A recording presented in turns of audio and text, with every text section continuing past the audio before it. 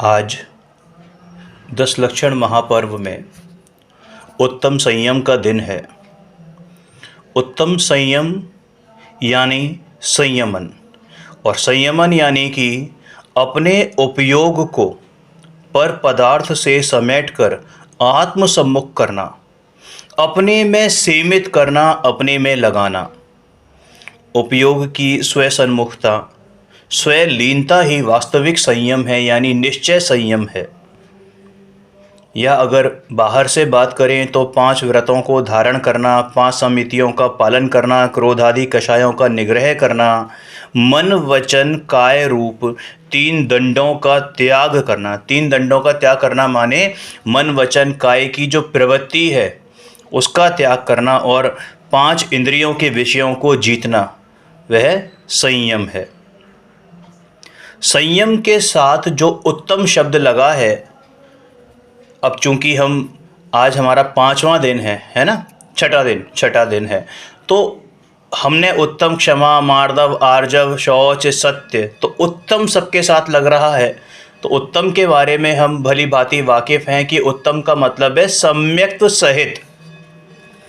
ठीक है, जैसे कि बीज के बिना वृक्ष की उत्पत्ति, उसकी स्थिति, उसकी वृद्धि और उसमें फल आना संभव नहीं है, उसी प्रकार सम्यक दर्शन के बिना संयम की उत्पत्ति, मतलब इन 10 धर्मों में ना सिर्फ संयम बल्कि किसी भी धर्म के साथ अगर उत्तम नहीं लगाया है, यानी कि सम्यक दर्शन नहीं है, सम्यक सहित कोई धर्म अंगीकार नहीं, कोई धर्म आप अंगीकार करो और उसमें सम्यक ना हो तो वास्तव में वो धर्म नहीं है। तो ऐसे ही संयम बिना सम्यक के हो ही नहीं सकता। बिना सम्यक दर्शन के संयम की उत्पत्ति, संयम की स्थिति, वृद्धि और फल आगम संभव नहीं है। आचार्य वीरसेन स्वामी कहते हैं, जो संयमो जो सम्मा वेड़ा भावी ण अर्णो, क्या कि संयम वही है जो सम्यक्त का अविनाभावी हो। अविनाभावी मतलब जब संयम है उसी समय सम्यक्त है, जब सम्यक्त है तो संयम भी है, मतलब ऑटोमेटिकली दोनों एक दूसरे के अविनाभावी हैं। जैसे ज्ञान दर्शन अविनाभावी हैं, या कह लीजिए आत्मा और ज्ञान अविनाभावी हैं, है ना। संयम वही है जो सम्यक्त का अविनाभावी हो, अन्य नहीं। णा अर्णो लिखा ना, णा अर्णो मतलब अन्य नहीं। इसी बात को धवला प्रथम में प्रश्नोत्तर के रूप में लिया गया है कि प्रश्न ये है, कितने ही मिथ्या दृष्टि संयम देखे जाते हैं, क्वेश्चन मार्क है। कि देखो, आपको लगता है कि मिथ्या दृष्टि संयम पाल रहा है, दिखना और होना दोनों में बहुत अंतर होता है। मिथ्या दृष्टि संयमी हो ही नहीं सकता, दिखने में कुछ भी करता रहे। आचार्य कुंद ने भी उसको समय सारजी में बाल तप की संज्ञा दी है, बाल तप और बाल व्रत। सम्यक दर्शन के बिना संयम की उत्पत्ति ही नहीं हो सकती। संयम मुक्ति का साक्षात कारण है। दुखों से छूटने का एकमात्र उपाय सम्यक दर्शन सहित संयम अथवा उत्तम संयम ही है। माने सम्यक दर्शन सहित संयम कहो या उत्तम संयम कहो, एक ही बात है। बिना संयम धारण किए तीर्थंकरों को भी मोक्ष नहीं होता है। समझ में आया? कहा भी है ना कि जिस बिना नहीं जिन राज सीझे, तूर ल्यो जग कीच में, एक घड़ी मत विसरो करो नित, आयु जम मुख बीच में। निरंतर मौत की आशंका से घिरे मानव को ये कवि यानी कविराज प्रेरणा दे रहे हैं कि संयम को एक घड़ी के लिए भी मत भूलो। क्या बोला? कि संयम को एक घड़ी के लिए भी मत भूलो, क्योंकि यह सारा जगत संयम के बिना ही संसार की कीचड़ में फंसा हुआ है। संसार सागर से पार उतारने वाला एकमात्र संयम ही है। संयम एक बहुमूल्य रत्न है।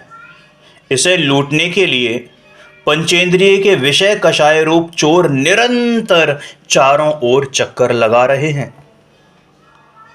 अतः कवि सचेत करते हुए कहते हैं, संयम रतन संभाल, विषय चोर चहूँ फिरत हैं। है ना, आगे क्या कहते हैं, उत्तम संयम गहु मन मेरे, भव भव के भावे यघ तेरे। सुरग नरक पशु गति में नाही, आलस हरन करन सुख टाही। यहाँ अपने मन को समझाते हुए कहा गया है क्या कहा कि हे मन, उत्तम संयम को धारण कर, इससे तेरे भव भव के बंधे पाप भाग जाएंगे, कट जाएंगे। अरे भाई, यह संयम स्वर्गों और नरकों में तो है ही नहीं, अपितु पूर्ण संयम तो त्रियंच गति में भी नहीं है। एकमात्र मनुष्य भव ही ऐसा है जिसमें संयम धारण किया जा सकता है। तो भाई, ये नर भव मिला है, ये मनुष्य योनि मिली है, इसको सार्थक करना, श्रीमद जी के शब्दों में कहें तो कैसे मिला है कि बहु पुण्य पुंज प्रसंग से, शुभ देह मानव का मिला। अनंत पुण्य किए होंगे, अनंत पुण्य, तब जाके तुझे ये मानव शरीर मिला है। मनुष्य जन्म की सार्थकता संयम धारण करने में ही है।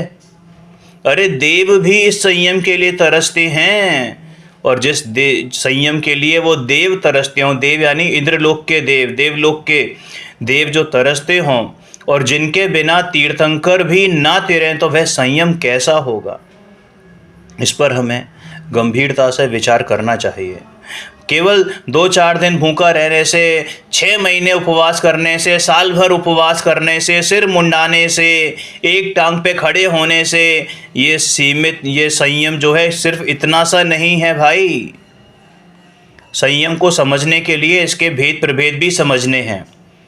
देखो, संयम 2 प्रकार का होता है, प्राणी संयम और इंद्रिय संयम। इंद्रिय संयम को हम उपयोग का संयम भी कहते हैं। प्राणी संयम समझते हैं कि 6 काय के जीवों का घात और घात के भावों के त्याग को, 6 काय यानी कि 5 स्थावर और त्रस, तो 6 काय के जीवों के घात एवं घात के भावों को त्याग को प्राणी संयम कहते हैं। समझ में आई बात?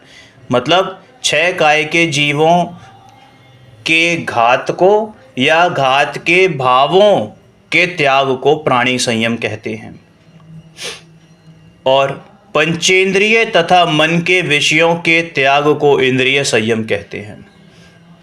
जितेंद्रिय जिन आया है ना, चौथे गुण, ये अपने समय सार जी में 31वें नंबर की गाथा में जितेंद्रिय जिन, तो भाई जिसने अपनी इंद्रियों पर विजय प्राप्त कर ली है।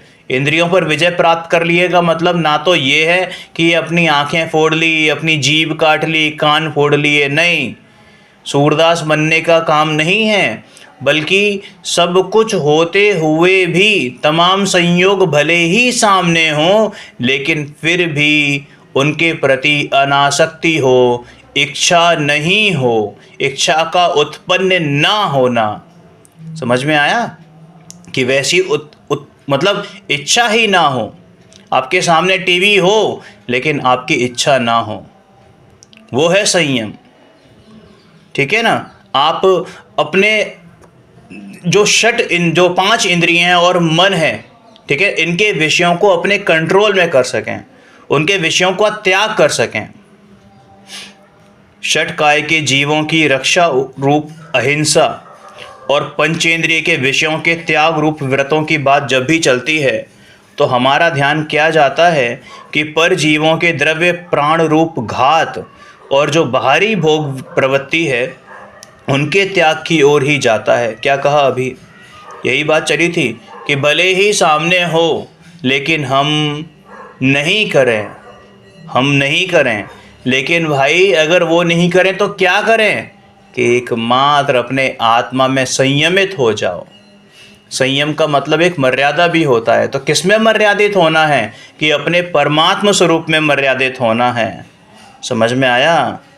जो अभिप्राय में वासना बनी रहती है उसकी ओर तो हमारा कभी ध्यान जाता ही नहीं है।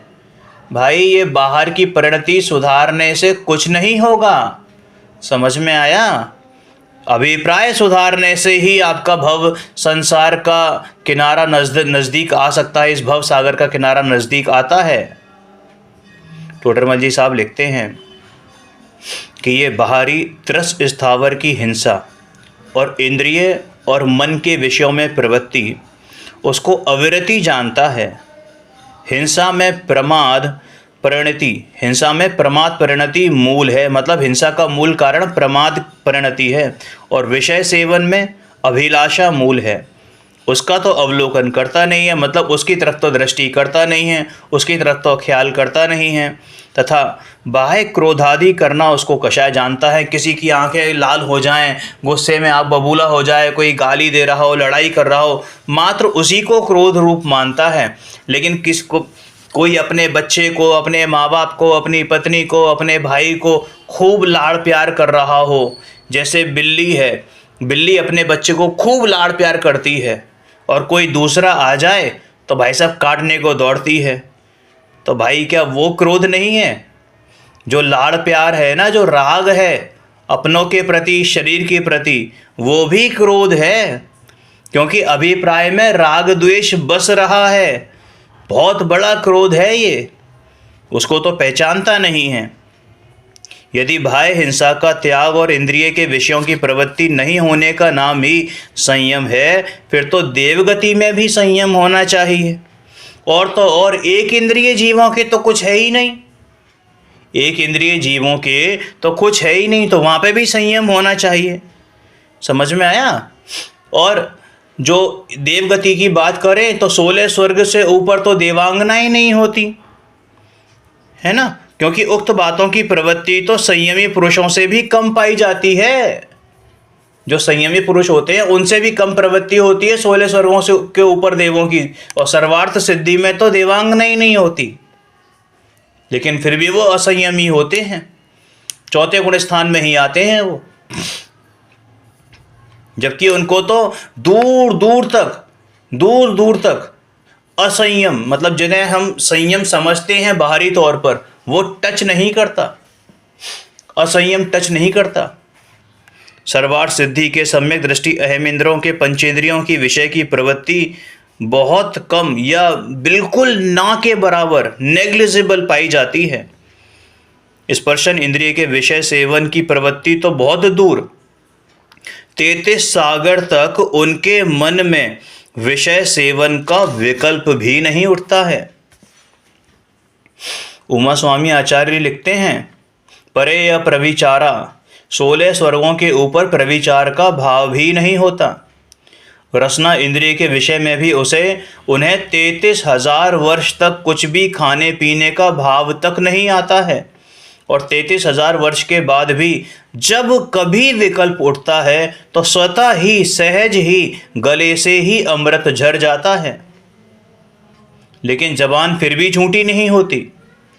उसी प्रकार ये घ्राण, चक्षु, कर्ण इंद्रिय के विषय का भी अभाव सा ही पाया जाता है।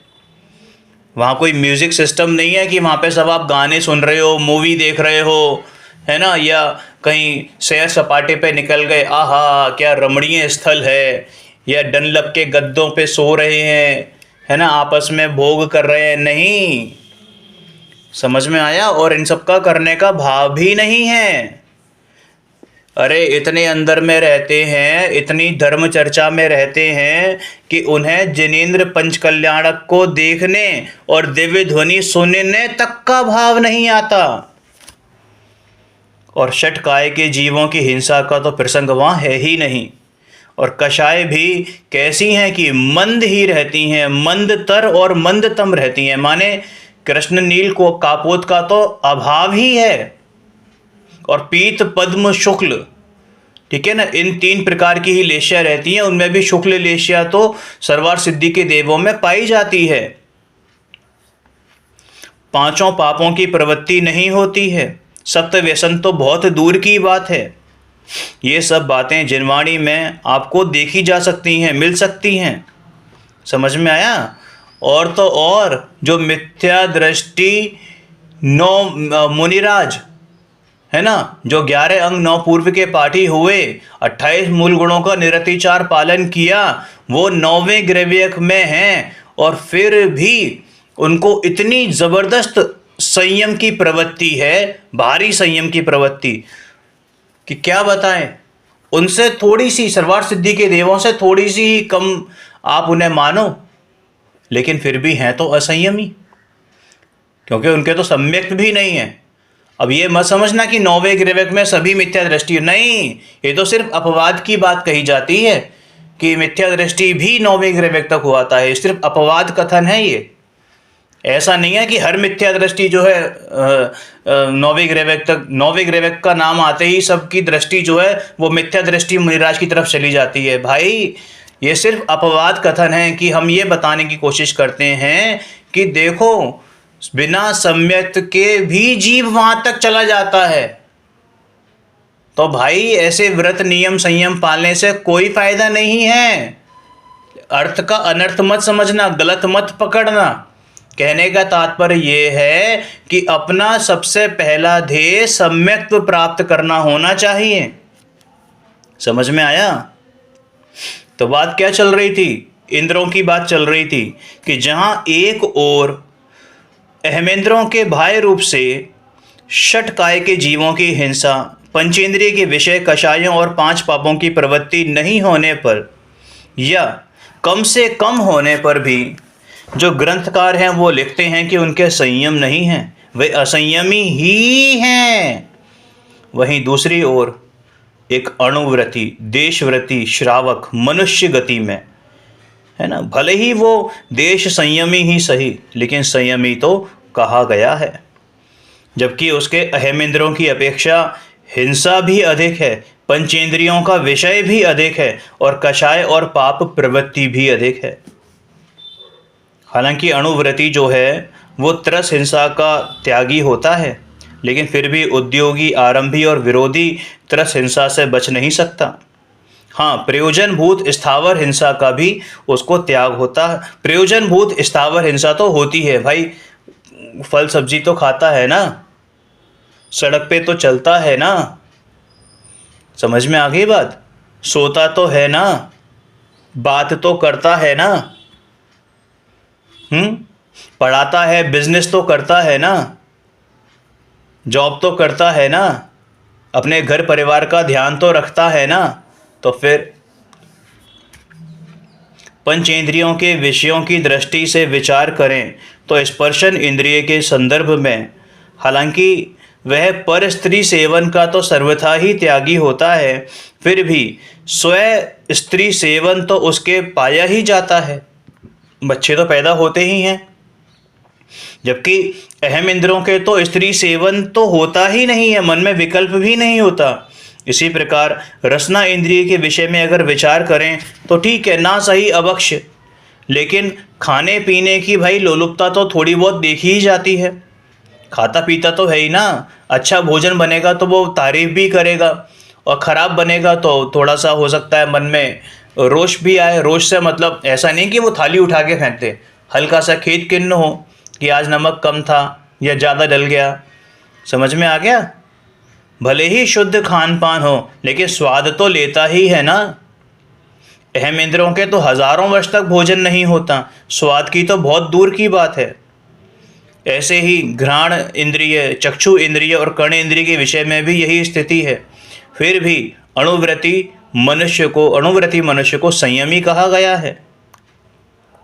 यदि विषयों की बाह्य प्रवृत्ति के त्याग का नाम ही संयम होता, अब देखो मूल बात यह है कि कोई ये समझे कि विषयों के त्याग, बाह्य विषयों के त्याग का नाम संयम है, तो भाई ऐसा नहीं है। क्योंकि अगर ऐसा होता तो वो देवों में भी अवश्य पाई जाती, यानी संयमपना पाया जाता।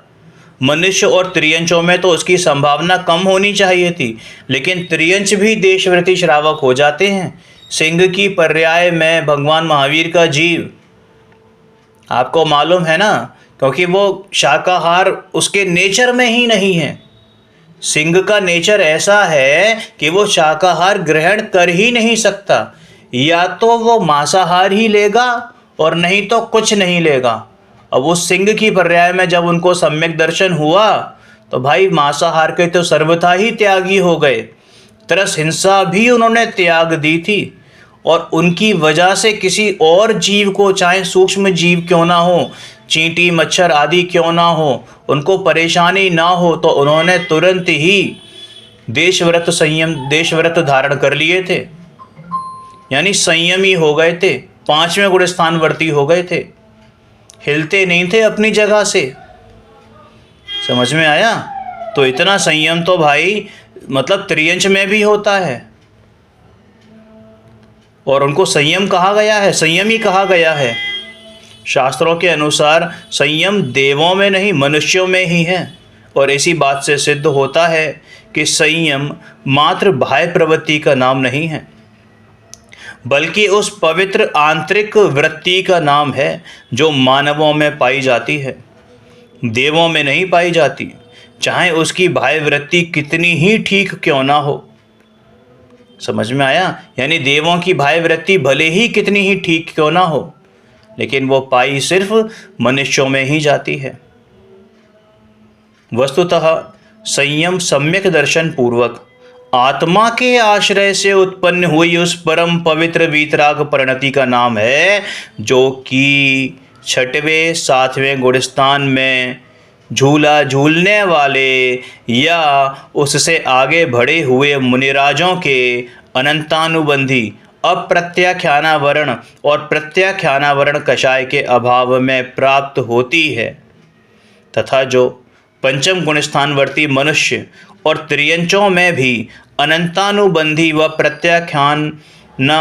प्रत्याख्यान कषाय के अभाव में पाई जाती है, और जो अनंतानुबंधी आदि कषायों के सद्भाव में है ना, ग्रवेय तक मिथ्या दृष्टि अहमेंद्रों तथा अप्रत्याख्यानावरण आदि कषायों के सद्भाव में सर्वार्थ सिद्धि के अहमेंद्रों में नहीं पाई जाती है। समझ में आया? सम्यक दर्शन पूर्वक आत्मा के आश्रय से उत्पन्न हुई अनंतानुबंधी आदि 3 या 2 कषाय के अभाव में प्रकट वीतराग परिणति रूप उत्तम संयम जब अंतर में प्रकट होती है, तब उस जीव की बाह्य परिणति भी पंचेंद्रिय के विषयों में हिंसादि पापों के सर्वदेश व एक देश त्याग रूप नियम से होती है। समझ में आई बात? देखो दोबारा पढ़ते हैं। सम्यक दर्शन पूर्वक आत्मा के आश्रय से उत्पन्न हुई अनंतानुबंधी आदि 3 यानी अनंतानुबंधी, अप्रत्याख्यानावरण और प्रत्याख्यानावरण, है ना, इन 3 या फिर अनंतानुबंधी और अप्रत्याख्यानावरण, ठीक है, इन 2 कषाय के अभाव में प्रकट वीतराग परिणति रूप उत्तम संयम जब अंतर में प्रकट होता है, मतलब अंतरंग विशुद्धि बढ़ती है, अंतर में स्थिरता बढ़ती है, तब उस जीव की बाह्य परिणति में ऑटोमेटिकली बाय डिफॉल्ट पंचेंद्रियों के विषयों और हिंसा आदि पापों के सर्वदेश या एक देश त्याग रूप नियम से होता ही होता है, और उसे व्यवहार से उत्तम संयम धर्म कहते हैं। अब सुनो, निश्चय से अंतरंग विशुद्धि या विशुद्धि का बढ़ना यानी स्वानुभव, ये उत्तम संयम, ठीक है, और उसी समय बाहर की प्रवृत्ति में जब वे जीव बाहर प्रवृत्ति कर रहे हैं, मतलब शुद्धोपयोग में नहीं है, शुभोपयोग में है, ठीक है ना, तो उनके क्या है कि एक देश, अगर वो श्रावक हैं तो एक देश, और अगर मुनि हैं तो सर्वदेश, ठीक है, हिंसा का त्याग रूप नियम है वो व्यवहार संयम। अंतरंग में उक्त वीतराग परिणति के अभाव में चाहे जैसा बाह्य त्याग दे, वह व्यवहार से भी उत्तम संयम धर्म नहीं है। समझ में आ गई बात? यानी अंतरंग में अगर सम्यक दर्शन नहीं है, बिना सम्यक दर्शन के कितना ही बाह्य परिणति हो, वीतरागता नहीं कही जाती है, वो व्यवहार से भी उत्तम संयम धर्म नहीं है। क्लियर है? अंतरंग से बहिरंग की व्याप्ति तो नियम से होती है, पर ये गारंटी नहीं है कि बहिरंग के साथ अंतरंग की व्याप्ति हो या ना हो। मतलब ये कि जिसके अंतरंग अर्थात निश्चय उत्तम संयम धर्म प्रकट होता है, उसके नियम से व्यवहार संयम धर्म होगा ही होगा, उसी के अनुकूल। लेकिन यदि किसी के बाहर में है, दिखता है, बाहर में दिखता है संयम, तो ज़रूरी नहीं कि अंतरंग में भी संयम हो ही हो। क्लियर है? अब अगर हम पूजा की बात करें तो वहाँ पर उत्तम संयम धर्म की जब पूजा पढ़ते हैं तो वहाँ पर 6 काय के जीवों की रक्षा व पंचेंद्रिय और मन को वश करने की बात कही गई है। तो भाई एक बात यहाँ पर थोड़ा सा भाव आ रहा है कहने का कि 6 काय की जीवों की रक्षा में क्या मैं शामिल नहीं हूँ? मैं मतलब स्वयं शामिल नहीं हैं। उन पंचेंद्रिय में क्या मैं स्वयं शामिल नहीं हूँ? कि सबसे पहले भाई अपनी रक्षा करना। अपनी रक्षा से मतलब लड़ाई झगड़े की बात नहीं है। अरे अपनी रक्षा से मतलब अपने उपयोग को संयम करना, अपने में लगाना, अपने में जमना रमना समा जाना, यही सबसे बड़ी रक्षा है। समझ में आया? यही 6 कायों की सबसे बड़ी रक्षा है। अगर अपने आप को जीव समझेगा, अपने आप को परमात्मा समझेगा, तो अन्य जीव अन्य आत्माएं भी परमात्मा नजर आएंगी, तो हिंसा करने का भाव ही नहीं उठेगा। समझ में आ गई बात? 6 काय के जीवों की रक्षा में उनका ध्यान पर जीवों की रक्षा की ओर ही जाता है।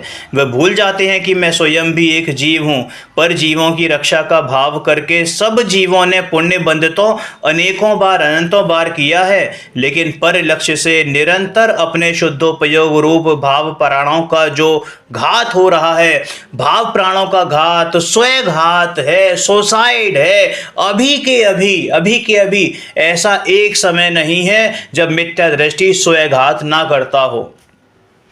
समझ में आया? और सबसे बड़ी हिंसा कही गई है स्वघात। मिथ्यात्व और कषाय भावों से यह जीव निरंतर अपघात कर रहा है। इस महाहिंसा की उसको खबर तक नहीं है। भाई अगर हिंसा की परिभाषा पढ़ें तो वहां क्या आता है? प्रमत्त योगात, जिसका मतलब है कि प्रमाद यानी कषाय के योग से अपने और पराये प्राणों का व्यपरोपण हिंसा ही है। टोडरमल जी साहब कहते हैं कि हिंसा में प्रमाद परिणति मूल है। अभी पढ़ा था थोड़ी देर पहले कि जब तक ये प्रमाद यानी ये कषाय परिणति है तब तक हिंसा अवश्य है, चाहे पर प्राणों का घात हो या ना भी हो। समझ में आया? और जब हम इंद्रिय संयम के संबंध में विचार करते हैं तो देखते हैं कि सारा जगत इंद्रियों का गुलाम हो रहा है। हालांकि सभी आत्माएं ज्ञानानंद स्वभावी हैं, फिर भी वर्तमान में हमारा ज्ञान भी इंद्रियों की कैद में चला गया है। हमने सौंप दिया है, हमने अपने आप को समर्पित कर दिया है इंद्रियों के विषयों में, इंद्रियों में। अरे भाई आनंद भी तो हमारा इंद्रियाधीन हो गया है। सुबह से रात तक हमारे सारे के सारे कार्य इंद्रियों के माध्यम से ही संपन्न होते हैं। हम आनंद लेते हैं, आनंद मानते हैं, वो भी इंद्रियों के माध्यम से ही मानते हैं। जानते हैं तो भी इंद्रियों के माध्यम से। ये है हमारी इंद्रिय अधीनता और पराधीनता। अरे हमारा ज्ञान भी इंद्रिय अधीन और आनंद भी पराधीन। शर्म आनी चाहिए भाई। ज्ञान और आनंद को इंद्रियों की पराधीनता से मुक्त कराना बहुत ज़रूरी है। हमें इंद्रियों को जीतना होगा, जितेंद्रिय बनना होगा। अब यहाँ एक प्रश्न संभव है कि इंद्रियां क्या हमारी शत्रु हैं जो उन्हें जीतना होगा, क्योंकि जीता तो शत्रु को जाता है। तो भाई सुन, बात कड़वी है कि हाँ वो शत्रु हैं, क्योंकि उन्होंने हमारी ज्ञानानंद निधि पर अधिकार कर रखा है। मतलब अनधिकृत रूप से हमारे ऊपर अधिकार जमा रखा है। समझ में आया? इंद्रियां तो हमारे आनंद और ज्ञान में सहायक हैं। आप कह सकते हो, कह लो, कोई बात नहीं है। समझ में आया? आप कह सकते हो कि पंचेंद्रियों के भोगों के आनंद लेने में सहायता करती हो तो हो, लेकिन पदार्थों को जानने में भी, स्वाध्याय करने में भी, श्रवण करने में भी तो सहायता करती हैं। तो इन सहायकों को शत्रु क्यों कहते हो? तो सुनो, ज्ञान और आनंद शास्त्रों से नहीं मिलता, ज्ञान और आनंद किसी वाणी से नहीं मिलता, ज्ञान और आनंद पदार्थों को जानने से नहीं मिलता। ज्ञान और आनंद आत्मा का निजी स्वभाव है। क्या है? निजी स्वभाव है। और स्वभाव में पर की अपेक्षा रंच मात्र भी नहीं होती। अतीन्द्रिय आनंद और अतीन्द्रिय ज्ञान को किसी पर की सहायता की आवश्यकता नहीं है। लेकिन लेकिन लेकिन भाई, ये जो आपने प्रश्न करा है ना, इससे साफ साबित होता है कि ये आपको निमित्त उपादान की, उपादान उपेदेय की, यानी निमित्त नैमित्तिक संबंध की जानकारी नहीं है। आपको स्यादवाद के बारे में जानकारी नहीं है। भाई, ये दो निमित्त हैं, बाहरी निमित्त हैं। ये इंद्रिय सुख और इंद्रिय ज्ञान में इंद्रियां भले ही निमित्त हैं, फिर भी इंद्रिय सुख को सुख का दर्जा नहीं दिया गया है, इंद्रिय ज्ञान को ज्ञान का दर्जा नहीं दिया गया है। ये सब तो ज्ञानाभास है, सुखाभास है। वस्तुतः सुख नहीं है बल्कि दुख ही है। पाप बंध का कारण होने से आगामी दुख का भी कारण है। समझ में आया? और इंद्रियों के माध्यम से हम किसी अरूपी पदार्थ को नहीं जानते। इंद्रियों के माध्यम से हम ये पुद्गल परमाणु तक को नहीं जानते, जबकि वो तो रूपी है। इंद्रियां केवल रूप, रस, गंध, स्पर्श और शब्द की ग्राहक होने से मात्र जड़ को ही, यानी पुद्गल को ही जानने में निमित्त हैं। वो भी पुद्गल की स्थूल पर्यायों को, स्कंद की स्थूल पर्यायों को। अरे स्थूल तो छोड़ो, स्कंद तो छोड़ो, स्कंद की जो सूक्ष्म पर्याय है ना, स्कंद जो सूक्ष्म स्कंद है, उनको भी नहीं जान पाते हम। आत्मा को जानने में वे साक्षात निमित्त भी नहीं हैं। विषयों में उलझाने में निमित्त होने से इंद्रियां संयम तो बाधक ही हैं, साधक नहीं हैं। पंचेंद्रियों के जीतने के प्रसंग में भी सामान्य जनों का ध्यान इंद्रियों के भोग पक्ष की ओर ही जाता है, ज्ञान पक्ष की ओर तो ध्यान ही नहीं जाता। इंद्रिय सुख को त्यागने की बात तो सभी करते हैं, पर इंद्रिय ज्ञान भी हे है आत्महित के लिए, अर्थात अतीन्द्रिय सुख और अतीन्द्रिय ज्ञान की प्राप्ति के लिए इंद्रिय ज्ञान की भी उपेक्षा अति आवश्यक है। इसे बहुत कम लोग जानते हैं। जब इंद्रिय सुख भोगते भोगते अतीन्द्रिय सुख प्राप्त नहीं किया जा सकता, तो इंद्रिय ज्ञान के माध्यम से अतीन्द्रिय ज्ञान की प्राप्ति कैसे होगी? आत्मा के अनुभव के लिए जिस प्रकार इंद्रिय सुख त्याज्य है, उसी प्रकार अतीन्द्रिय ज्ञान की प्राप्ति के लिए इंद्रिय ज्ञान से भी विराम लेना होगा। समझ में आया? प्रवचन सार जी की गाथा नंबर 53 में आचार्य भगवान कुंद ने क्या कहा कि जिस प्रकार ज्ञान मूर्त अमूर्त यानी रूपी अरूपी और इंद्रिय और अतीन्द्रिय होता है, उसी प्रकार सुख भी मूर्त अमूर्त और इंद्रिय और अतीन्द्रिय होता है। उसमें इंद्रिय ज्ञान और इंद्रिय सुख को हे बताया है और अतीन्द्रिय ज्ञान और अतीन्द्रिय सुख उपादेय है। और इसी में आगे 55 नंबर की गाथा में कहते हैं कि अब इंद्रिय सुख का साधन भूत इंद्रिय ज्ञान हे है। इस प्रकार उस इंद्रिय ज्ञान की और इंद्रिय सुख की निंदा की गई है। इंद्रिय ज्ञान से विराम लेने की बात तो बहुत दूर, आज हम इंद्रियों के विषय भोगों को भी छोड़ने में नहीं बल्कि जोड़ने में लग रहे हैं। पेट के नाम पर पेटी भर रहे हैं। अरे हमसे तो वो चार पाए वाले, समझ में आया भाई? हमसे तो वो चार पाँव वाले जो जानवर हैं ना, वही अच्छे हैं, जिनकी तृष्णा पेट तक ही सीमित है। पेट पर भर जाने के बाद वो घंटे 2 घंटे को ही सही खाने पीने से तो निवृत्त हो ही जाते हैं। पर प्राणी जगत का यह बुद्धिमान, सबसे बुद्धिमान 2 पाया यानी ये मनुष्य, सभ्य मानव पल भर को भी विराम नहीं पाता। आज इसे 2 रोटी नसीब हो या ना हो, लेकिन अकाउंट में लाखों करोड़ों रुपए होने जरूर चाहिए।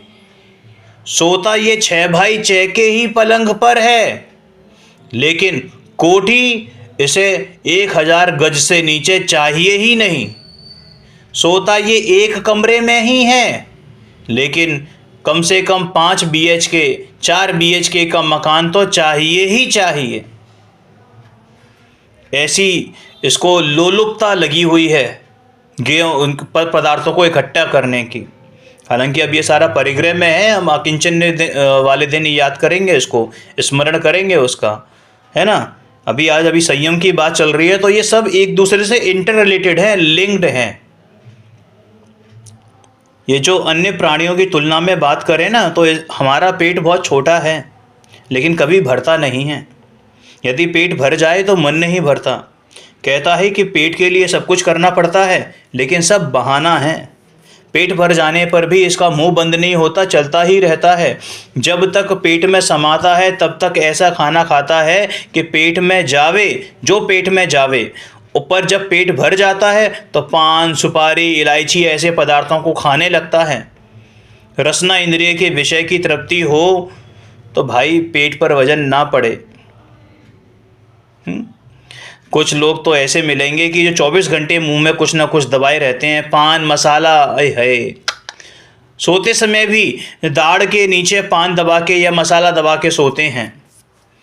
भर पेट सुस्वादु भोजन कर लेने के बाद भी न मालूम इन्हें क्यों घास पत्ती खाने की इच्छा होती है। ये घास पत्ती का मतलब ये शाकाहारी भोजन की बात नहीं है। ये पान सुपारी क्या है?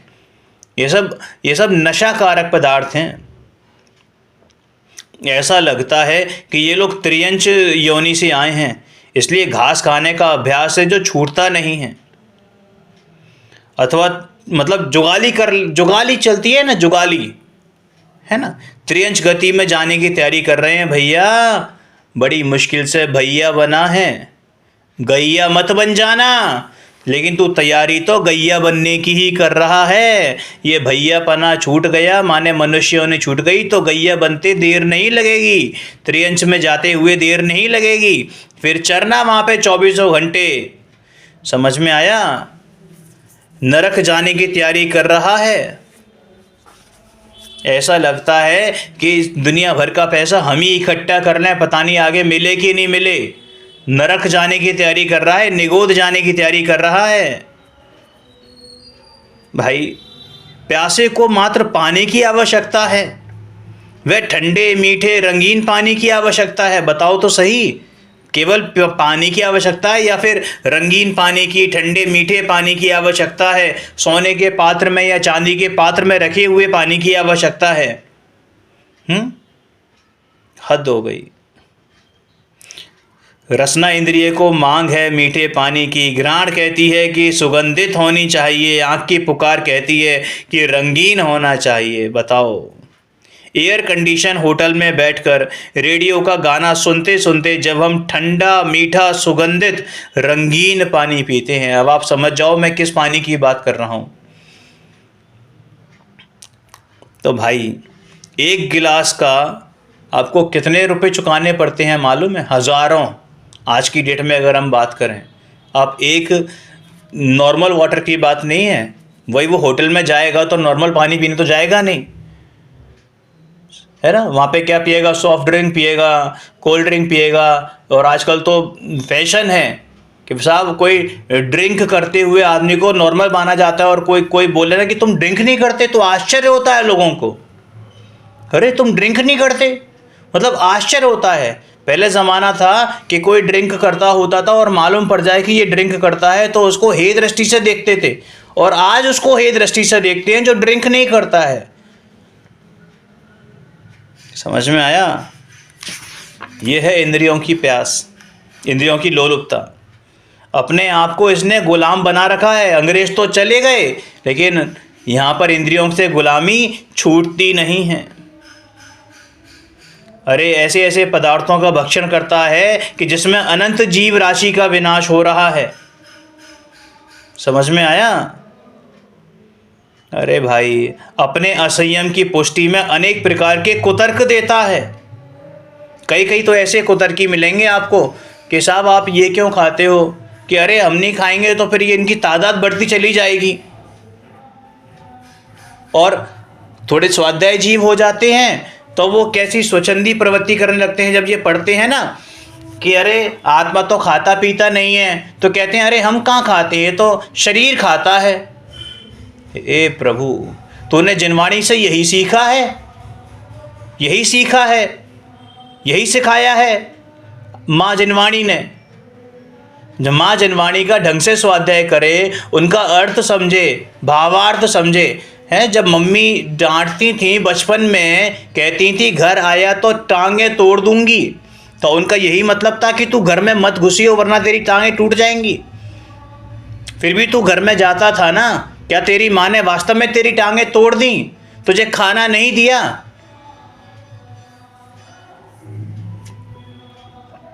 भाई तू कुछ नहीं कर रहा, निगोद जाने की तैयारी कर रहा है। एक सांस में 18 बार जिएगा मरेगा। समझ में आया? भाई विचार कर। भले ही अपनी आयु समाप्ति के जो निगोदिया जीव हैं ना, भले ही अपनी आयु समाप्ति के कारण मरते हों, लेकिन ये जो तुम्हारे अभक्ष्य भक्ष्य का जो तुम वो करते हो ना, अभक्ष्य भक्षण करते हो, इसके कारण अनंत जीव तुम्हारे अंदर मर रहे हैं, जी रहे हैं, मर रहे हैं, तुम्हारे ही निमित्त से, तुम्हारे ही मुंह में। सोचो तो सही, तुम अपनी उंगली खा के दबाओ, चबा के दिखाओ जरा एक बार, कितना स्वाद आता है। जरा से स्वाद के लिए अनंत जीवों का मुर्दा घर और जच्चा खाना अपने मुंह में, पेट में बना रखा है। कोई तुम्हारे घर को जच्चा खाना या बच्चा खाना बनाना चाहे, मुर्दा घर बनाना चाहे, तो सहज स्वीकार कर लोगे? नहीं करोगे ना, तो फिर मुंह को और पेट को क्यों बना रखा है? जवाब बढ़िया लगा है तुम्हारे पास, तुरंत जवाब होता है कि साहब हम तो मारते नहीं, वो तो स्वयं मर जाते हैं। भाई आपके घर में किसी को मारकर नहीं जलाएंगे, उन्हीं को जलाएंगे जो स्वयं की मौत से मरेंगे, अथवा अवैध बच्चों को नहीं पर वैध बच्चों को पैदा करने वाली जच्चाओं को ही रखेंगे। तब तो आपको कोई एतराज़ नहीं होना चाहिए ना, आपके घर को बना देना जच्चा खाना और मुर्दा घर। हद ही हो गई भाई। ये राग की तीव्रता और अधिकता के बिना ऐसे निंदनीय काम संभव नहीं है। राग की तीव्रता और अधिकता ही महाहिंसा है। इसलिए हिंसा मूलक और इंद्रियों की लोलुपता ऐसे असंयम को छोड़ देना ही चाहिए। समझ में आया? अब देखो, ये इंद्रियों वाली बात तो हो ही गई है, अभी मूल बात थी थोड़ी सी, वो यहाँ रह गई है। देखो बहुत सिंपल सी बात है, हमने आज तक पर पदार्थों की विषय में, पर पदार्थों को जानने में अपना अनंत काल गंवाया है। आत्मा ने अनादिकाल से पर को जाना, लेकिन आज तक सुखी नहीं हुआ। एक बार भी यदि अपने आप को जान लेता तो सुखी हुए बिना रहता नहीं। समझ में आया? पर इससे संयम का क्या संबंध है कि यही तो संयम है, वास्तविक संयम। ये तो बाहरी, जो अभी तक बताई, ये तो बाहरी क्रिया थी। उपयोग को पर पदार्थों से समेटकर निज में लीन होना, यही क्या है? संयम है। समझ में आया? देखो, इंद्रियां 5 हैं और उनके माध्यम से जानने वाला आत्मा एक है। बाहरी तत्व पुद्गल की रूप, रस, गंध, स्पर्श, शब्द संबंधी सूचनाएं इंद्रियों के माध्यम से निरंतर आती रहती हैं। कानों के माध्यम से सूचना मिलती है कि हल्ला गुल्ला कहाँ हो रहा है। इस पर विचार नहीं करते कि नाक कहती है कि बदबू आ रही है। उसके बारे में भी कुछ सोचें कि इससे पहले ही कि आँख के माध्यम से कुछ काला पीला दिखने लगता है, उसका विचार हो, उससे पहले ही ठंडी हवा या गर्म लू का झोंका अपनी सत्ता का एहसास कराने लगता है। उससे भी सावधान हो पाएँ उससे पहले ही मुंह में रखे पान में यह कड़वापन कहाँ से आया, यह रचना सूचना देने लगती है। तो आत्मा के लिए समय कहाँ है तेरे पास? इंद्रियों के माध्यम से परगियों में उलझा हुआ यह आत्मा स्वगेय, निज गेय आत्मा को, निज आत्मा को आज तक जान ही नहीं पाया, पहचान ही नहीं पाया। उसे माने कैसे, उसमें जमे कैसे, उसमें रमे कैसे? भाई स्वयं में जमना रमना ही संयम है। संयम को प्राप्त करने के लिए मात्र इंद्रिय भोगों को नहीं, इंद्रिय ज्ञान को भी तिलांजलि देनी होगी, चाहे वो अंतर्मूर्त के लिए ही सही। इंद्रिय ज्ञान में उपादेय बुद्धि तो छोड़नी ही होगी, उसके बिना तो सम्यक दर्शन भी संभव नहीं है, और सम्यक दर्शन के बिना संयम होता नहीं है। समझ में आया?